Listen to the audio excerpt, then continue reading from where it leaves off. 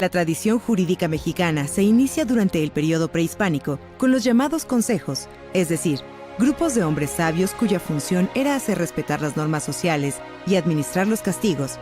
Fue durante el periodo virreinal cuando México pasó a ser una colonia dependiente de España, que se instituyó la primera norma jurídica. Tras la conquista de México, el derecho castellano, con las Cortes como órgano de ejecución legal, incluyendo todo el componente teológico que poseían, coexistió con el llamado derecho indiano, necesario para establecer normas jurídicas en un contexto cultural diferente, aunque siempre privilegiando a los peninsulares y promoviendo figuras como de la encomienda que garantizaban una organización social casi feudal.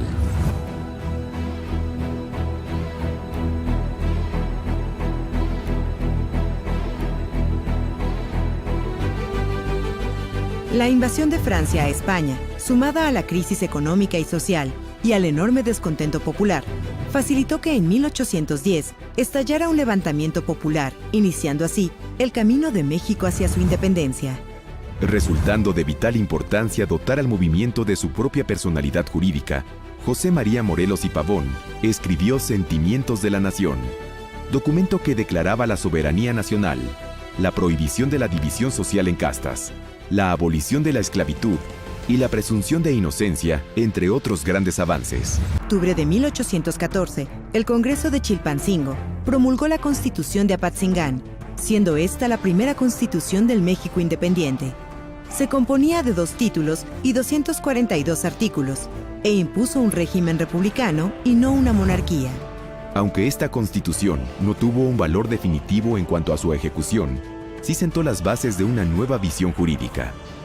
Posteriormente, los tratados de Córdoba, firmados por Iturbide y el virrey Juan O'Donojú, institucionalizarían la independencia de México.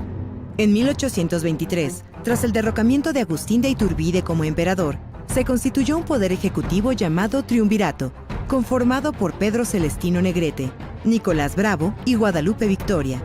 Ellos convocaron a un Congreso Constituyente, formado por 2 fuerzas en pugna, los centralistas y los federalistas.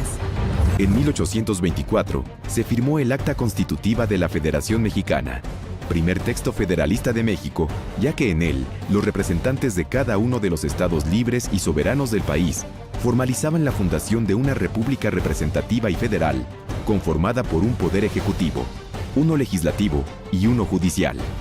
Luego de una intensa batalla ideológica, el 4 de octubre de 1824 se proclamó la Constitución Federal de los Estados Unidos Mexicanos, lo que organizó al país en estados libres y soberanos. Con esto, Guadalupe Victoria asumía la presidencia, terminando la aventura imperial. No obstante, la incipiente nación mexicana no era apacible en el terreno político, y la oligarquía intentaba conservar sus privilegios. Temía el cambio. Y tras el mandato de Guadalupe Victoria, Vicente Guerrero se impuso en el poder para ser derrocado por Anastasio Bustamante. Sin embargo, Antonio López de Santa Anna ya había iniciado un movimiento de oposición. En las elecciones presidenciales de 1823, triunfó Santa Anna como presidente y Valentín Gómez Farías como vicepresidente. Santa Anna se retiró debido a la presión de varios políticos liberales, entre quienes se encontraba Juan Álvarez, quien promulgó el Plan de Ayutla pensando en derrocarlo. Así dejaba el gobierno en manos del vicepresidente, quien inició reformas que despojaban de sus privilegios a la Iglesia, y entre otras medidas proponían la educación laica.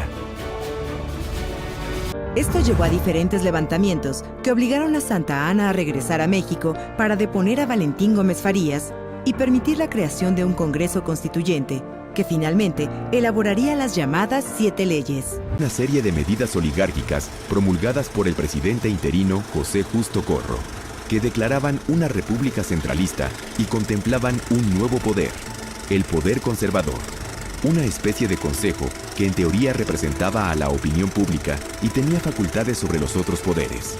Posteriormente, llegaría a la presidencia Anastasio Bustamante para derrocarlos y establecer un régimen federalista. Gabriel Valencia, Mariano Paredes y Arrillaga, paradójicamente también Antonio López de Santa Anna, firmaron en 1841 las bases de Tacubaya. En 1843, una nueva constitución de corte centralista sería promovida por los conservadores, las bases orgánicas de los Estados Unidos mexicanos de 1843. las cuales limitaban fuertemente la libertad de expresión y establecían la pena de muerte. Bajo la presidencia de Ignacio Comonfort, en 1857, el Congreso Constituyente aprobó la nueva Constitución Política de los Estados Unidos Mexicanos, siendo de corte absolutamente liberal. Oponiéndose a los intereses de la Iglesia Católica, garantizaba la educación laica, la eliminación del fuero eclesiástico y la libertad de expresión, convirtiéndose así en precursora de los derechos sociales. La facción conservadora se opuso rotundamente a la promulgación de la Constitución, conflicto que desembocaría en la Guerra de Reforma y la instauración del Segundo Imperio Mexicano. Sin embargo, una vez restaurada la República, alcanzó validez en todo el país. El presidente Sebastián Lerdo de Tejada elevaría las leyes de reforma a rango constitucional y tras su mandato iniciaría el largo periodo conocido como el Porfiriato, que luego de largos años de desigualdad social y abuso de poder, terminaría con el estallido social más agitado de la historia del país: la Revolución. Y en 1913 se suscitó un golpe de Estado conocido como la Decena Trágica, fraguado por Félix Díaz, Bernardo Reyes y Victoriano Huerta, que tendría como consecuencia la muerte de Madero y la usurpación del poder por parte de Huerta. Ante esta situación, reaccionaron con enorme fuerza los más importantes jefes revolucionarios como Venustiano Carranza y Francisco Villa, logrando que un año después Huerta abandonara el país.